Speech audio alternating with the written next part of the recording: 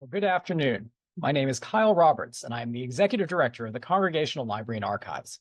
Welcome to today's virtual book talk, Newport Gardner's Anthem, a story of slavery, struggle, and survival in early America with Dr. Edward Andrews. To begin, I want to acknowledge that the Congregational Library and Archives resides in what is now known as Boston, which is in the place of the Blue Hills, the homeland of the Massachusetts people, whose relationships and connections with the land continue to this day and into the future.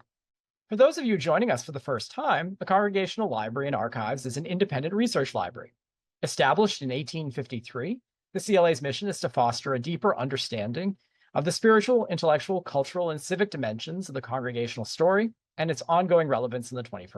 We do this through free access to our research library of 225,000 books, manuscripts, pamphlets, and periodicals, as well as our digital archive, which has more than 130,000 images, many drawn from our New England's Hidden Histories project. Throughout the year, we offer educational programs and research fellowships for students, scholars, churches, really anyone interested in Congregationalism's influence on the American story. I do hope you'll check out our website, library.org, to learn more about what we do and for news of forthcoming events. And with that, let me introduce our speaker. Edward E. Andrews, or Ted, is professor in the Department of History and Classics at Providence College. A scholar of early American history, his work focuses on questions of race, religion, and slavery in early America and the Atlantic world. His first book, which is fantastic and you have to read if you haven't, is Native Apostles, Black and Indian Missionaries, in the British Atlantic World, was published by Harvard University Press in 2013. His new biography, as I said, Newport Gardner's Anthem, a story of slavery, struggle, and survival in early America, was just released this fall by Cornell University Press. It tells the story of an important but forgotten African leader in early New England. So good to see you, Ted. I'll turn it over to you. Awesome. Thank you, Kyle. Hello, everybody. First of all, good to have you all here. Thank you so much for attending. And thanks so much to Kyle, Lauren, and Abby for organizing this, and also to Billy for all the help in the archives when I was there doing research at the CLA. I should also mention that the research for this book was funded by the New England Regional Fellowship Consortium. That allowed me to do work in a bunch of different archives across New England, including the CLA, but also the Newport Historical Society, where I did the majority of this work. And that particular fellowship was funded by the Colonial Society of Massachusetts. So just wanted to give my thanks to those people and institutions for their support. So yeah, my name is Ted Andrews. I'm in the Department of History and Classics at Providence College, and I just published this book, Newport Gardner's Anthem, which is about a figure named Newport Gardner, who I think is somebody who is an understudied and neglected historical figure. I know we often use that phrase a lot of times, but I feel like for him, it's pretty accurate. He's somebody who was an enslaved African brought to Newport, Rhode Island in the middle of the 18th century, got his freedom in the early 17, and then became a major community leader for decades. And he's somebody that not a ton of people really know about. There's actually a really interesting dynamic, and I kind of want to start with a story from just the last few weeks. So when this book first came out, I gave a talk at the Newport Historical Society the day before Halloween, and there were about maybe 40 or 50 people there. And I asked them, I said, how many of you have heard of Newport Gardner? And almost everybody raised their hands. And then we started to get into a discussion of, okay, how did you hear about Newport Gardner? And people started to tell family stories or things that they've heard on tours. Some of the people in the crowd were tour guides. And so they talked about, their own research. And in other words, there was, in Newport, a kind of a strong historical consciousness of Newport Gardner's life and history and things like that. And then a couple of days later, I gave another book talk in my home institution at Providence College. Same numbers, probably 40 or 50 people there. And I asked the same question, how many of you heard of Newport Gardner? And I only had 2 people raise their hands, and they were actually my former students. And it was interesting because it was like partially students, some faculty, some staff, some people from the outside community. So it was kind of a range of people, but really not a lot of people in the audience had heard of Newport Gardner. And if they had heard of him through my teaching. And that is a kind of typically like Rhode Island kind of thing, like going from Newport to Providence might as well be going from Earth to Mercury or something. There's a sort of big gulf in terms of that distance. But I think one of the things that I was trying to do in the book was to broadcast Newport Gardner's story to a much larger audience, to kind of get the story out there beyond Newport, because I think he's somebody well worth talking about. I want to do three main things in the book, and here's a sketch of him from the Projo from the 1930s on the right here. I think the first thing I want to do is talk about him as a major Black leader in early American history. He's not as famous as people like Phyllis Wheatley or Paul Cuffey or even Venture Smith. I'll talk a little bit more about them too and how they fit into this discussion in a couple minutes. But he is somebody that I think deserves to be in that conversation for a variety of reasons that I'll explain a little bit later. But I want to kind of situate him and put him in his proper place as a major figure and leader in early American history that had a big role to play in the development of the Black community in early Rhode Island. The second thing is I also want to offer a deeper insight into the quick rise and slow demise of slavery in New England. This is a story that we're learning a lot more about over the last 20 to 25 years. But when I first started this project, it was back in 2002 or 2003. And then I got sidetracked by a project on missionaries that Kyle has mentioned. And then I came back to the story of Newport, and I was really struck by the role that Newport, Rhode Island played in the development of slavery and the slave trade in this space. But I was also struck by how frequently Newport Gardner was mentioned as a major Black leader. And so I kind of am using this as a sort of biography, a narrative biography to reach a broader audience. My first book was much more kind of academic oriented and scholarly oriented. This book, it's a bit shorter. It's 170 something pages. It's a narrative biography. I think it's a little bit better written. So it's supposed to be a bit more engaging. And I think it serves as a solid kind of case study for thinking about the rise and demise of slavery in New England in a place that was fundamentally tied to the transatlantic slave trade, which we'll talk about as we go forward. So it could offer a kind of biographical approach for that discussion. And then the third thing is that, and I'm not super deliberate on this in the book itself, it's kind of more by implication, but I kind of want us to think about how we use a wider range of sources to write biographies of traditionally marginalized people. So the examples of Phyllis Wheatley, Paul Cuffey, Venture Smith, each of them, they left a pretty substantial corpus of materials, right? Either letters or poetry or autobiographies, things like that, right?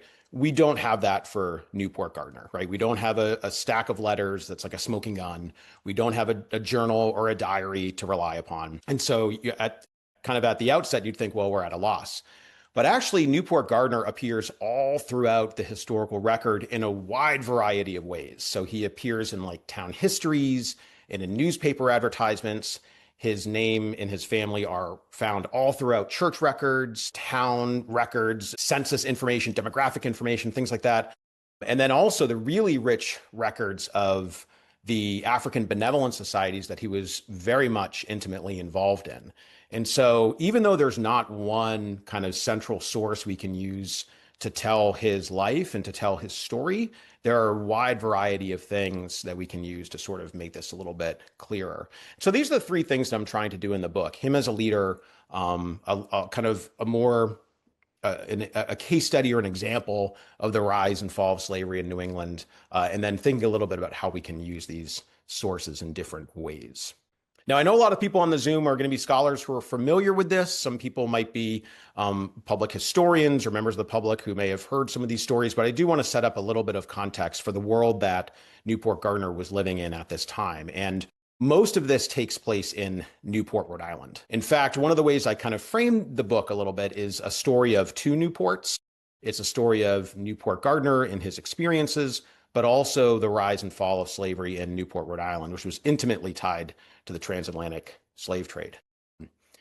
In the middle of the 18th century, it was a place also characterized by religious diversity and religious pluralism.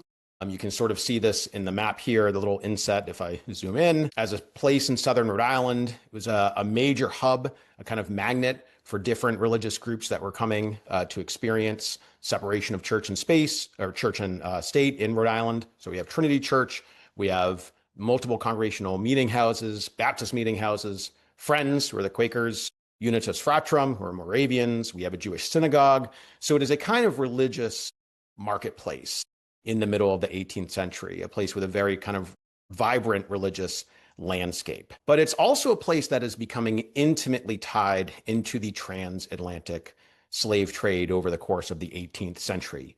And this map is a map of one of the voyages that one slave captain, a man named Captain Caleb Gardner, did in the late 1760s.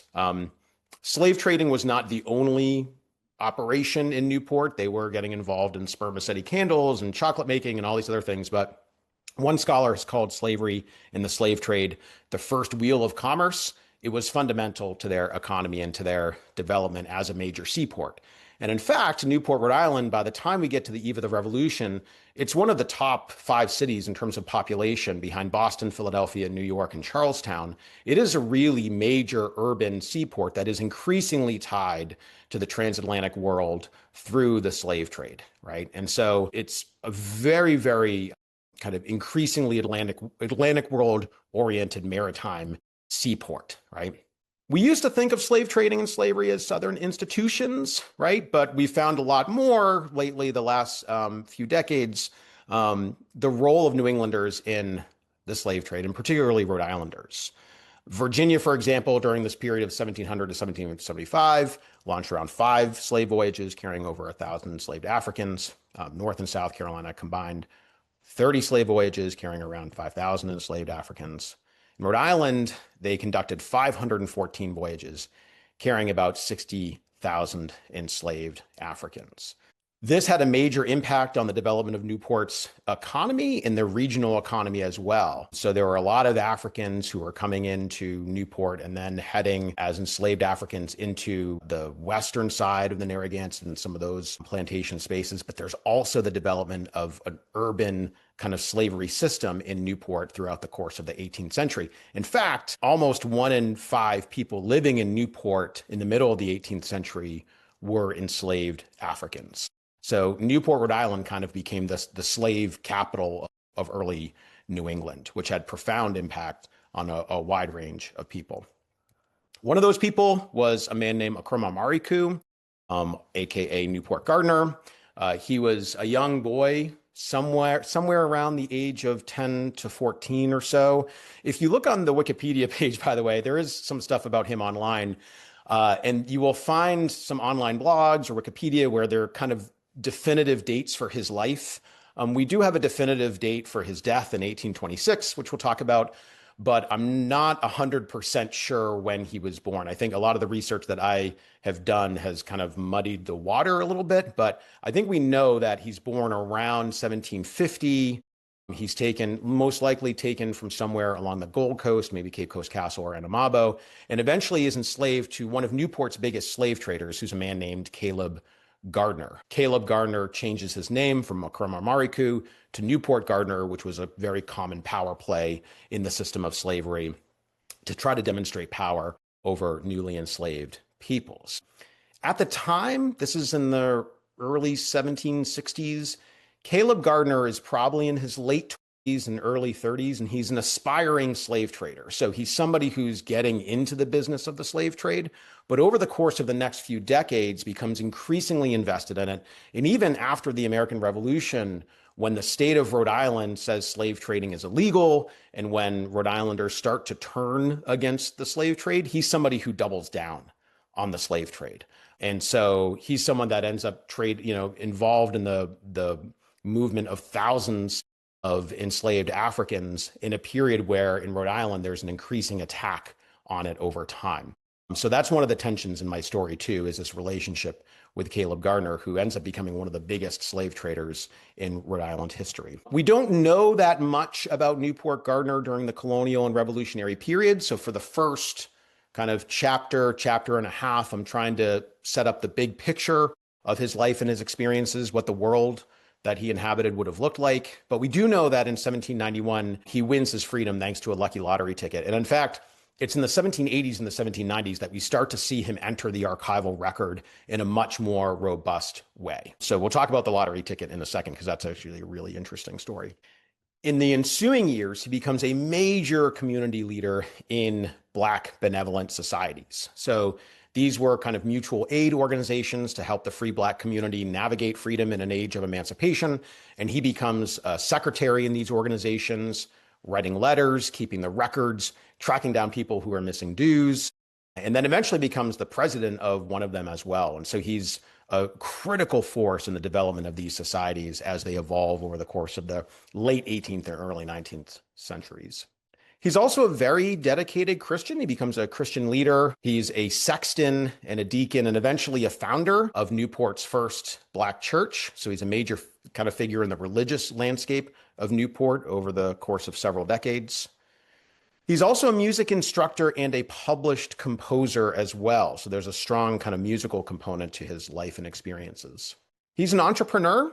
He's a school teacher, a shoe shiner, and a gardener, and even went around selling candles. There are these fantastic records held by the Rhode Island Historical Society that show him selling candles to the first Congregational church kind of year after year. He's somebody who worked a wide variety of jobs in order to support his family, which is a relatively large one, as we'll talk about. And then finally, near the end of his life, he's somebody who engaged in the process of doing an emigration project to Liberia.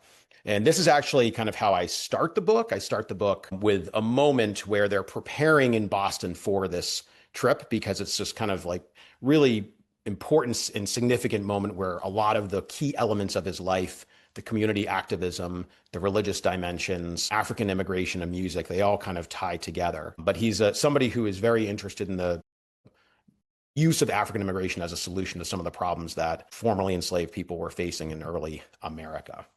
Now, I mentioned early on some of the sources, and I just want to point out a couple of things that are really interesting. So the sources on Newport Gardner are really varied. So a lot of people, when they are writing about Newport Gardner, they turn to some of the town literature and nostalgia stuff that is really popular in the late 19th century. And in Newport, the best example of this is George Champlin Mason's Reminiscences of Newport. And Mason is interesting because the book is basically all these like little anecdotal stories of kind of old-timey Newport. And there's a 3 to 4 page section on Newport Gardner himself, which is really interesting. It has these kind of wonderfully evocative details and really specific elements. But the problem with it is that this was published decades after Newport Gardner died. And so it's something that is part of a kind of oral tradition in Newport, but it also at times reeks of the kind of like nostalgic racial paternalism that was really common in these types of things that were published in the late 19th century. So it's something that I sometimes refer to, but I also try to use it really, really carefully and critically. But then there are other things that are sometimes even just little scraps. Like, so for example, this is a scrap of a prayer card from the papers of Samuel Vinson in the Newport Historical Society. So this is something that was written in the 1790s, and we only have about half of it. It's about the size of an index card, maybe a little bit smaller, but it reveals in the 1790s that Newport Gardner's family was experiencing death and ill health, and was asking the members of his church, the first Congregational church, for prayers and support to help them get through this difficult time. So it's sort of these, in some ways, these are kind of two very different types of sources on the spectrum of what is possible and what could be useful. We have these later sources that are really rich in detail, but also kind of problematic. And then sometimes we have just little scraps that we can use to patch these things together. And we'll see a couple other examples of sources going forward as well. But part of the challenge of writing this book was to kind of put these things together in a puzzle format and connect them to write this narrative biography. As I said earlier, we don't really know much about Newport Gardner's experiences during the colonial and revolutionary period, but we do know a lot more about his emancipation. We know a lot more about his growth as a leader during the post-revolutionary period, especially in the 70s. And with respect to his emancipation, there actually are a couple really interesting stories that circulated about how that happened. So the first thing to acknowledge is that Caleb Gardner was again, I said this earlier, but a major slave trader, somebody who is increasingly invested in the transatlantic slave trade. And as another commentator said, was very unwilling to release Newport Gardner on any terms that they could imagine. So he was a reluctant emancipator throughout the revolutionary period and afterward. However, there are kind of 3 interesting stories or like contextual clues that can explain his emancipation in the early 1790s. The first comes from town histories and sort of these religious biographies that developed about Samuel Hopkins, one of Newport Gardner's close associates. And they included the story, and these were printed throughout the 19th century too, but it included the story that Newport Gardner was hoping for emancipation. It wasn't coming. And so he dedicated a special day to fasting and prayer. And then sort of poof, miraculously that day, Caleb Gardner came down and set him free. So there's that kind of one story that exists in the lore of Newport Gardner. But then there's another story that deals with the lottery, that in the spring of 1791, he joined with some other people of African descent to purchase tickets in the Massachusetts semi-annual state lottery, and they won, and this allowed him to buy his freedom and the freedom of some of his family members as well. And what's really interesting about this is that there was a kind of lottery mania in the 18th century. Like when people won lotteries, it was just a thing of incredible note, and it was a remarkable thing to sort of explore in terms of fate and fortune and divine providence and all those things. And so there's this announcement that goes through the Northeastern papers in the spring of 1791 about these, as it says here, 4 Africans belonging to Newport winning the lottery. And in the newspapers in like Salem and Boston and Providence and all these other places, it would include the first 4.5 lines, just kind of reporting on it. But what's really interesting is that in the Newport Mercury, the local paper, there's this sort of editorial commentary that Fortune wisely makes no distinction between her black or white votaries. When will the lords of creation act with equal justice and benignity? So making a commentary on the fact that even though fortune can be fickle compared to leaders in the United States or compared to some other powerful, spiritually powerful figures, fortune seems to be fair, right? So it's an interesting commentary on this really important moment of Newport Gardner getting his freedom. There's one more piece of the puzzle, though, that nobody else has really discovered, and that's that in precisely this time, in the spring of 1791, Caleb Gardner was very much involved in a huge kind of public slave trade case. And this was a case that involved abolitionist groups from Massachusetts and Providence. And there were all these major figures like the Rhode Island Attorney General and all these people who were getting involved. It was a case where he was tried in Massachusetts and found guilty of slave trading, but he ends up getting off with sort of a slap on the wrist. But it becomes something that hits the papers and is part of this larger conversation about the evils of the transatlantic slave trade. And this is happening at exactly the same time that Newport Gardner ends up getting his freedom. And so there is a possibility in my mind that there is some kind of public pressure on Caleb Gardner as well. We do know that Newport Gardner is freed by the time we get to the early 1790s. We know he starts to build a community. He purchases property. He becomes an independent property holder by the time we get to the middle of the 1790s and late 1790s. We also know that he's building a family, and he starts to get increasingly involved in these Black benevolent societies that I had mentioned earlier. So these societies were really important. They served a lot of different functions. They would do things like, pay for funerals of members who had passed away. They would sometimes purchase lottery tickets kind of en masse as a group and share the winnings. They held fast days and prayer days together. They helped out poor widows who didn't have enough money. They purchased firewood for people when they needed it during cold winters. So these organizations that he was involved with acted as a kind of, like mutual aid society, kind of like an insurance policy in some ways. And Newport Gardner became increasingly active as soon as he joined in the early 1790s. He, in fact, became the clerk of these organizations, the secretary. And so he was the one responsible for keeping the hundreds of pages of records that these societies left, including letters to a wide variety of people within the Newport community, but also beyond. One of the key points of focus for them in the early 1790s was the possibility of African immigration. So the African Union Society, which Newport Gardner was a key player in, they were having these really in-depth conversations about the possibility of migrating to Sierra Leone. This was the British colony that was created in the late 1780s. And there were conversations with people in Providence, in Boston, and Philadelphia to try to get together and maybe scout it out and try to see if it would be appropriate for people in Newport to migrate there. And so they choose a scout, they choose an emissary, a kind of delegate to go on this trip to explore Sierra Leone. And the person they choose is Newport Gardner. He doesn't end up going for a wide variety of reasons. But the fact is that very early on, this idea of African immigration is a core and critical part of his identity and his development. As we move through the 1790s and into the first years of the 19th century, though, there is a shift in the emphasis on what these benevolent societies are interested in.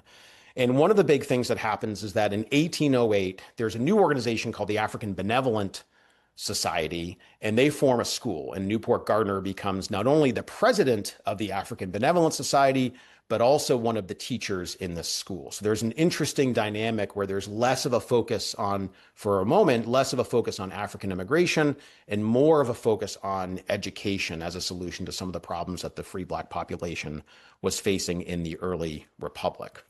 Newport Gardner was also, in addition to being a major community leader and organizer and activist, he was also somebody who is very much involved in the kind of religious terrain and the religious affairs of 18th and early 19th century Newport. So when he was a member of Caleb Gardner's household in the 1770s, Caleb Gardner was going to Ezra Stiles's Second Congregational Church. Stiles was a famous intellectual and minister, and later would become president of Yale College and go on to do kind of famous things. But in the 1770s, he was probably the most prominent minister in Newport at the time.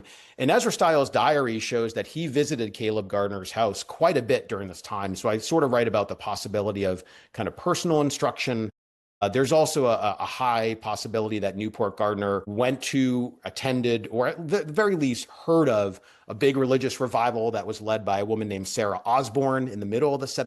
And so there is already, I think, by the time we get to the 1760s and early 1770s, the development of a sort of Christian identity that Newport Gardner seems to be having.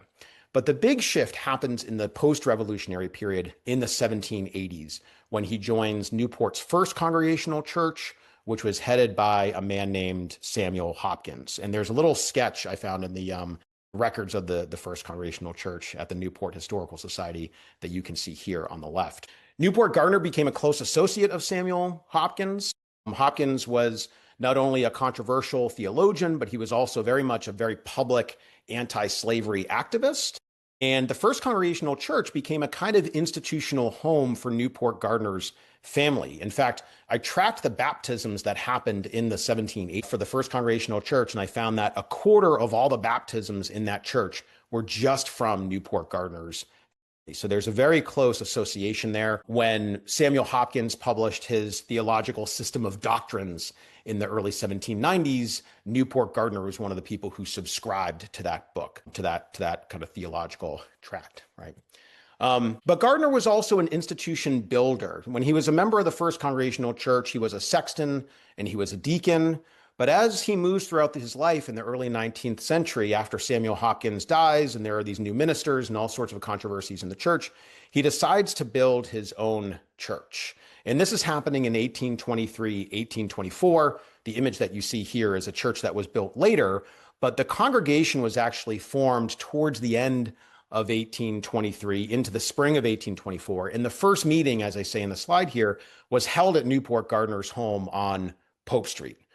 He gathered a wide range of Black Christians beyond the First Congregational Church to gather them into a more ecumenical church based upon the principle of sort of religious unity, right? At those meetings in 1823 and 1824, they wrote a constitution for this new church.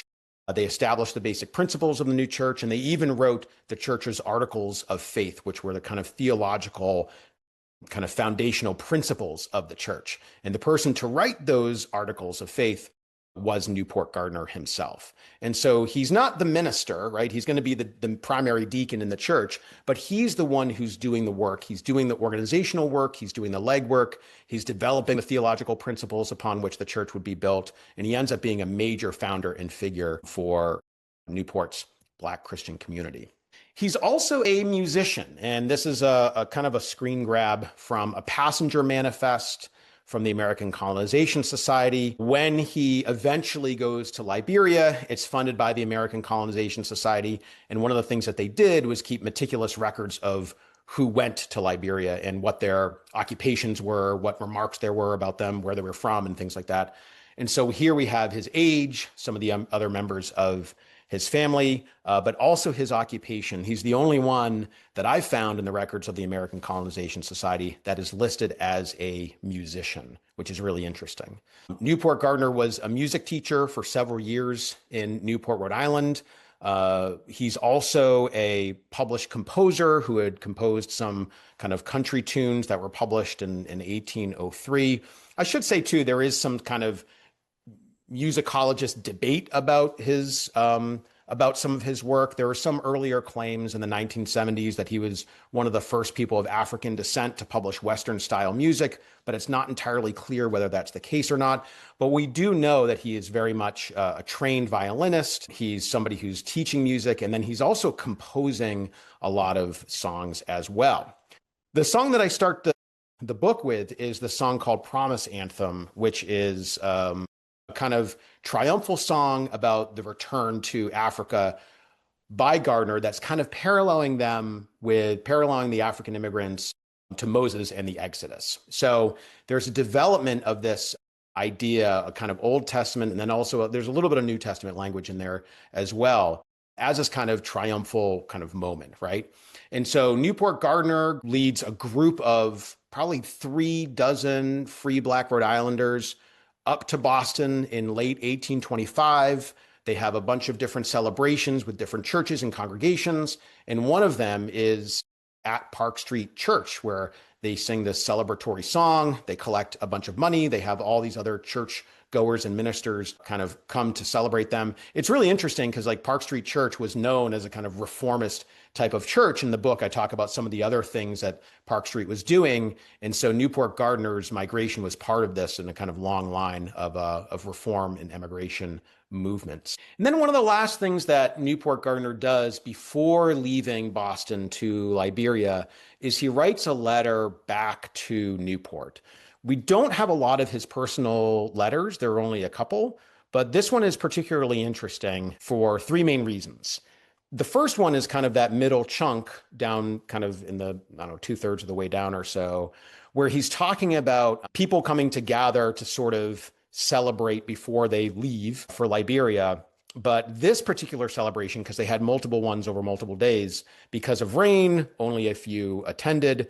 And so he's giving some information about the fact that there's so much rain that they're going to leave on January 3rd instead of December 31st. So it's kind of an informational update for people back in Newport. But the second thing that's really interesting is that at the top, he talks about some of the different religious figures from Newport who have helped him create connections and contacts in Boston. So he says, Miss Susanna Anthony, Mrs. Osborne, that's Sarah Osborne, D.D. Hopkins, as Doctor of Divinity Hopkins, Samuel Hopkins, have procured me good and cheerful friends in Boston, both ministers and members of churches. But what's really interesting about that is that these people had been dead for decades. The last person to pass away was Samuel Hopkins, and that was in 1803. And so it kind of speaks to the strength of some of these networks that he was building and he was creating. Then the final thing that's really interesting is also the name, Occramer Marycoo. This is a name that we do see him using his African name a few times very early on in the records of the African benevolent societies, but we don't see him using that name, the African name, all that often in the 1790s and early 19th century. But we do see it again. We see him kind of returning to this name, Occramer Marycoo or Newport Gardner, as this kind of hybrid identity on the eve of his return to Liberia. I should say, too, that the end of this story is a rather tragic one because of the 33 or 34 people who do go with Gardner to Liberia, 18 of them are dead within the first year because of the epidemiological context of Liberia, the lack of preparation. And so stories about the kind of Liberian emigration failure start to come back to Newport.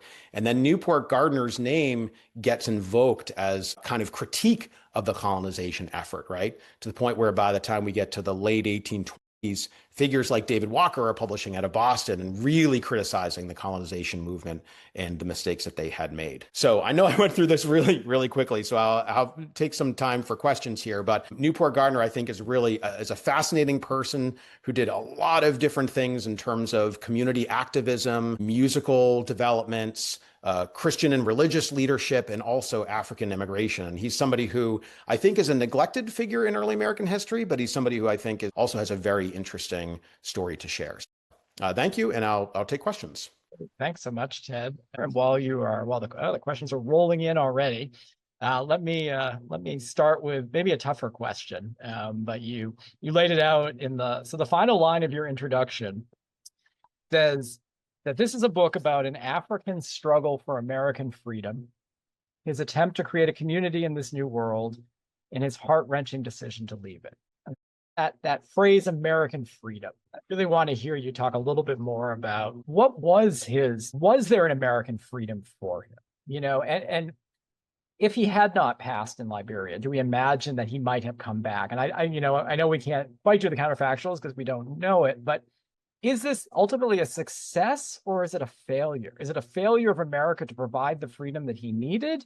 Yeah. Or is it a success that he was able to change his circumstances and to bring his community to a whole other level? I guess, how do we think about that 200 years later? Yeah, I think that on the failure aspect, this is something that, commentators really hammer home, right? The idea that the people who had left Newport were church members, property owners, successful people in their community. One of the things I didn't have time to say is that there were major changes happening in Rhode Island in the early 1820s that really affected this quest for freedom. One of which was in 1822, Rhode Island passed a race-based voting law, right? So the narrative in the post-revolutionary years is that property is associated with civic rights. And Rhode Island actually had one of the more draconian or limited voting systems. But in 1822, they pass a race-based law, which is a problem for Newport Gardner because the society had been telling him that all you have to do is own property, right? Not all you have to do, but become a Christian, own property, do these things, play the game. And he's doing all these things and then gets denied the right to vote, right? So that's a big thing that happens. The other thing that happens too is in 1824, there's a major race riot in Providence, Rhode Island called the Hardscrabs. And so it doesn't take place in Newport, but there are a lot of people from Newport, free Black Newporters who moved to Providence, and he knew a lot of those people. And so we not only have kind of legislative, de jure racism, but we also have actual physical racial antagonisms, people getting their homes destroyed, people getting kicked out of Providence. And so I think for him, there's some interesting sort of, again, this is with a grain of salt, but there's some interesting town lore that records a speech that he gave before leaving. And he basically said, I'm not doing it for me, right? I'm doing it for future generations because I've been here for 60 years and I have tried racial uplift and it is in vain. And everybody knew that they tried to sell Liberia as this kind of wonderful place with opportunities, but everybody heard the stories, problems with indigenous Africans, lack of supplies, poor leadership, the disease environment. Everybody knew it was a huge risk. So Kyle, to your question of would he have come back? I don't think so. I don't think he would have. I don't think he was coming back. I think he was going there to stay. And I think he also knew that he was probably going there to die at some point. But I think that was, for him, it was a risk he was willing to take, and he was trying to do this for future generations just because of the limitations of American freedom that he had experienced for decades on end. Your great answer. Thank you so much for it. Dovetails with a question from Peter Fay here, who says, thanks, Dr. Andrews. To me, one of the most important lessons from his life is his last words before boarding the vine. And he says, I have never been accepted in America. Why is this quote always left unrecounted and unremarked? And I think that really maybe gets to another point that you do really well in this book about this kind of Newport Gardner firewall, that there's stories we tell and certain stories we don't tell. Yeah, I think it's so. This is I'm tricky, or I'm not. I'm tricky. The evidence is tricky. here because a lot of times, so there are kind of three main sources about him where we see some of those types of quotes. And a lot of times it'll be in the biographies of people like Samuel Hopkins or in the town histories. And so I think, Peter, to your question, I think it's because some of those later things we're not 100% sure if we can trust them. And so the quote that I had mentioned just now, that's one of the ones that I do mention in the book and I talk about it, but I try to be transparent about these types of things when there are kind of like secondhand reports of him doing something. I try to say this is like a town history, but we're not 100% sure. So Peter, that's an example of something that I mention in the book, but I don't trust 100% because it's not a contemporaneous source. I will say that I found there are times when the 19th century literature, like those types of things, little accounts and detailed stories, sometimes when they are in line, when I found the contemporaneous sources from the time, but there are other times when there are kind of little subtle changes. So one example is the town lore about Newport Gardner is that he's 80 years old when he goes to Liberia. Okay, fine, 80 years old. The record from the American Colonization Society puts him at 75. And you might say, okay, well, maybe that's not that big of a difference, right? But in the town lore and on the Wikipedia page and all that stuff, everybody uses that 80 number because we know when he died to backtrack to say he was born at this particular year in 1746. But what I actually found is that if the number is 75, that actually, as I said earlier, kind of muddies the water a little bit. And so I think to answer Peter's question just more generally is I think there's a hesitancy to use some of these 19th century sources. And if we do use them, I think it's important to use them carefully. So I guess I'll stop there for Peter's question, but thank you, Peter. But it does make me wonder, does 20th and 21st century Newport, the place, the community that exists there, need a certain image of their Newport Gardner? You know, is there a way in which that's a great answer as a historian, but what about as a public historian thinking about what the community needs? Does Gardner need to really be a hometown guy, or does he need to be somebody who actually needs to get out of there?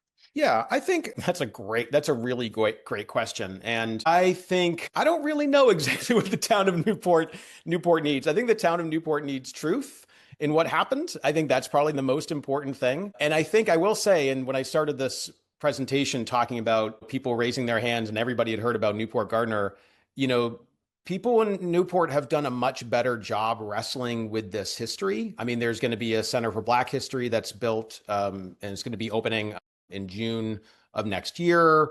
Peter's involved in this. There are all these attempts to sort of have us think much more deeply about the legacy of the transatlantic slave trade through port markers or through slave history medallions or through archival things. One thing I want to mention too, the Newport Historical Society, just as I was finishing this book, published their online resource, Voices from the NHS Archives, which is a collection of sources about and from people of color in Newport, and it's focusing on people who are traditionally marginalized and not found in traditional documentary sources. They're found often in the archives. And so that's I think, a key point. But in terms of what Newport needs, I'm not sure it needs to feel good about itself or bad about itself necessarily. I think it's just a sort of a story of truth. I think just using the sources to tell the story, both the good and the bad, I think is really important to the development of our understanding of the past. Yeah. We've got a bunch of questions here about music. So let's transition to that. First question from Charlie Hambrick Stowe, a longtime friend of the CLA. As a musician, was Gardner influenced at all by William Billings? If not, what were his musical influences? Yes. All right. So Charlie, this is the part of researching Newport Gardner that has been flat out the most frustrating thing to research, because there was some scholarship in the 1970s that really definitively said, this is what he did. This is how he learned. This is what he published in this particular year. It didn't have references to Billings or any other specific individuals, although I'll come back to it. But the problem is that research, again, the Newport Gardner firewall, that research was relying on those town histories that I'm finding to be kind of iffy and problematic at times. So we don't know much about his training. In the town history, there's a reference to Andrew Law training him and calling him his best student. But I actually got a bunch of stuff from the Andrew Law papers from the Clements Library sent to me digitally, and I looked through it, and it turns out Andrew Law wasn't there all that much. And so it's a possibility it could have been Andrew Law's brother. But I also talk about in the book, there are all these other like traveling musicians and teachers who are advertising their services going up and down the Eastern Seaboard. So it is possible that that's something that's happening as well. I talk about in the book that it's also possible that at the age of 10 to 14 years old, he was being trained in West Africa as a musician beforehand, because in traditional and West African cultures, musicians did a lot of different things beyond music. Like a lot of times they were storytellers and record keepers and leaders, and performed roles that Newport Gardner got very comfortable performing when he was working in the 1790s as well. And so there's not a lot there in terms of there's really nothing there in terms of the contemporary evidence. The only thing we have is sort of later town history. So in terms of Billings, possibly, but nothing to suggest it like specifically, as well as other connections to other musicians as well. We do know he's involved in developing and teaching music, but we don't really know that much about his training. So piggybacking on that, Suzanne Veal writes, "Thank you so much, Ted, for your wonderful overview. Can you talk about Newport Gardner's musical compositions and how you get into those in your book?" So there's the part, but you do some wonderful unpacking of what he's written. Yeah. So again, there's because the earlier stuff is a little bit, there's been some debate among musicologists about what he's published and what he's created. I spend a lot of time in the book really focusing on the stuff that was written by him towards the end of his life that we know that he did. So for example, the Promise Anthem, that's the one I start the book with. I do kind of talk about it as biblical allegory because he's citing like the book of Jeremiah in one moment, and then he's citing the Gospel of Matthew in another moment. And so I talk about him as kind of his strong sense of like scriptural literacy and applying it to the specific moment, which I think is really interesting. But we don't know, again, in terms of music, we know a couple of things through town lore that he probably published, but we're not 100% sure like what the lyrics are or what they might have sounded like. I will say there's one song called Crooked Shanks that you can actually find that's attributed to him that you can find on YouTube. So maybe we should have included the link, but people can YouTube it now and to get a sense of it. There's also, I should say, kind of a debate about his musical composition because was he as somebody who's sort of steeped in a more Calvinist tradition, in a deeply Christian figure, would he be the type of person to do like more lively, fun, like country dances type of thing? And that's a debate as well. But so I think the jury is still out on a lot of the musical stuff, but it is an important part of his life for sure. And maybe as a final part on that, Rick Taylor, a great friend of the library, thanks you for finally doing a book on Gardner. It was something we've long needed. Maybe you could talk, just dig a little into the Promise Anthem. I don't want to kind of miss the wonderful kind of resonance that it was 200 years ago this month, right? That he leaves Park Street. You showed that wonderful picture of Park Street, and he's heading out. What did you find in kind of doing the analysis of that anthem? What is he trying to do with that music? I think he's trying to do something that's similar to what David Walker is doing in 1829 in his appeal to the colored citizens of the world, which is to claim a place for African people in a place where they were denied citizenship and humanity and rights. And to do it in a way that's driven by a kind of Christian symbolism and Christian ideology too. So I think in the way that he's citing the book of Jeremiah, choosing those people as a kind of a people going to a promised land, being led out of like Egyptian slavery. This is part of the Exodus narrative that's so really common in Black American theological thinking. But also I think there's, as I mentioned in the introduction, it also kind of positions him as a kind of Moses figure as well, which is really interesting. I write about him a little bit as a kind of musical Moses. And then when he's citing the Gospel of Matthew, he's also trying to stake a claim to salvation and to a place for African people within a larger Christian community, even though they had been rejected and even though they had been discriminated against in a lot of congregations and in society at large. I should also mention too that, one of the things that happened, I didn't highlight this, but the meeting at Park Street Church, it was a big celebration to sort of send them off, but it was also, they created a church. So Newport Gardner in Newport, Rhode Island created a church 1823, 1824, and then created another church. They just called this the African Church. And he was again chosen as a deacon. And so the kind of Christian institutional component of that is really strong. And another thing I should have said too is his belief in the power of like corporate bodies, not like modern day corporations like Unilever. I mean, like corporate, like people coming together. So benevolent societies, churches, other institutions to do this really heavy work of community uplift. He was somebody who was really invested in those institutions over time. And so we see him being chosen as a leader over and over again through both more secular institutions like the Benevolent Society, but also more sacred ones like these churches that he helps to build over the course of the mid. Yeah, and that dovetails with a question from Anonymous in here. Reading this, he loves his committees. So he's like the Congregationalist, right? We love our committee. Why solve the problem by yourself and you get 4 other people to work on it with you? Yeah. But why, so here's the question for the anonymous person is, in a city with so many other churches, why did he stay Congregational, or why Congregational? And maybe a corollary to that is, this sounds a lot like Phyllis Wheatley's experience, where she joined a church different than the one that her enslavers belonged to. Yeah. Yeah. Is there significance there? It's funny. So when I started to do, that's a great question. Thank you, Anonymous. That when I started to do the research, at first this book was going to be a book kind of about slavery and race and religion in Newport, Rhode Island. And then I found that Newport Gardner was such an important person and somebody who needed to have a book written about him, even though there are some evidence issues. And it's definitely some places where I have to be transparent and say, I'm not 100% sure, what the story is there. But yeah, it's, I don't know. It's I just want to mention the committee thing real quickly.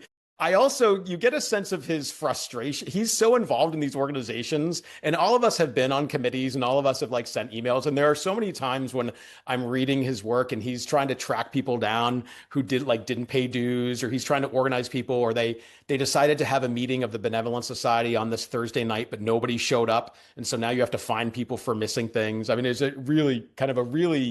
he was somebody who is very much an organizer. But the question of why does he stay with the First Congregational Church, I think part of it is the strong connection with Samuel Hopkins. I think that seems to be a big part of it.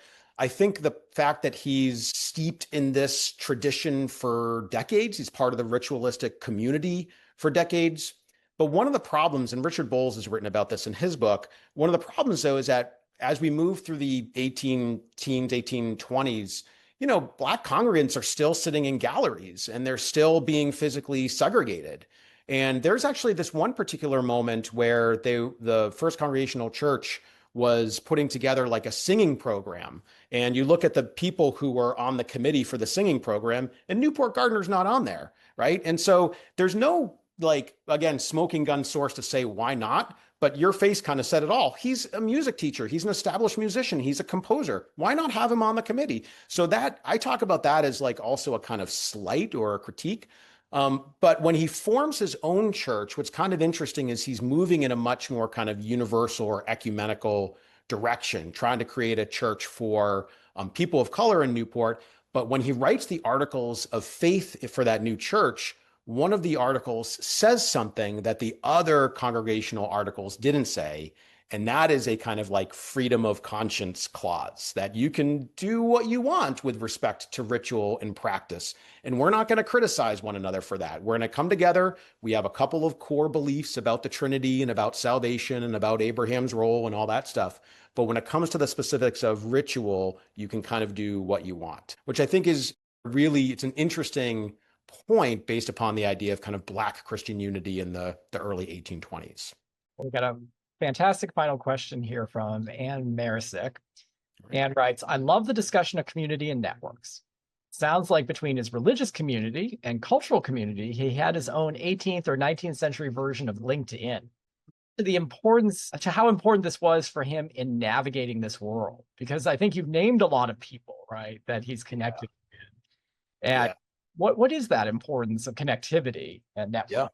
Yeah. And thank you, Anne. That is a great question. And that's a nice kind of as somebody who's trying to be a little bit more active on LinkedIn, that's a nice kind of modern day connection. Yeah, I think for him, connection is really important, and it's within the city of Newport, but also beyond as well. We find that he's talking to people like William Thornton about the possibility of emigrating to Sierra Leone. For people who don't know, William Thornton was this kind of British, revolutionary British imperial guy, Caribbean doctor, ends up being the architect for the U.S. Capitol, was like involved in like a million different reform projects. Gardner and some of his colleagues in the African Benevolent Society want to work with him for the immigration project, but then they find him a little bit too flighty, right? And they're like, he's just kind of moving from project to project. So what's kind of interesting is that the connections allow him to sort of, you know, make that connection with Thornton, but they also they start asking around about him, and you know, they start talking to people in Boston, and people in Boston are like, you know what, for the Sierra Leone project, we're going to do our own thing. We're not going to go with William Thornton. So that also sort of shows you both the possibilities and the limits of the connections as well. I think, you know, there's probably a lot more out there in terms of, you know, letters and epistolary connections than we've seen. A couple of years ago, the Newport Historical Society purchased from a private collector a letter that he wrote, that Newport Gardner wrote to a family member who was living in Alexandria, Virginia, which we didn't even know there was a connection to Alexandria, Virginia until about 10 years ago. And it's a really rich letter about the growth of Black churches in Alexandria, and Newport Gardner kind of praising that, but then him talking about some of the ill health and death that his family had faced. But I think that's something, I think for Anne's question, it connects to a larger point that I think we'll learn more and more as more of these sources come out about those connections. We don't have a big letter book from Newport Gardner, but he's a letter writer. And as you said, Kyle, he's an organizer. And I think there's a lot more out there even than what we might know right now. So, yeah. Well, I think this is an open invitation to everybody in the virtual audience. If you find more Newport Gardner material, let Ted know as soon as possible. Thank you so much, Ted, for writing this book and for sharing your time with us today. I think this is a wonderful program. Well, we will see all of you at our next program. Take care.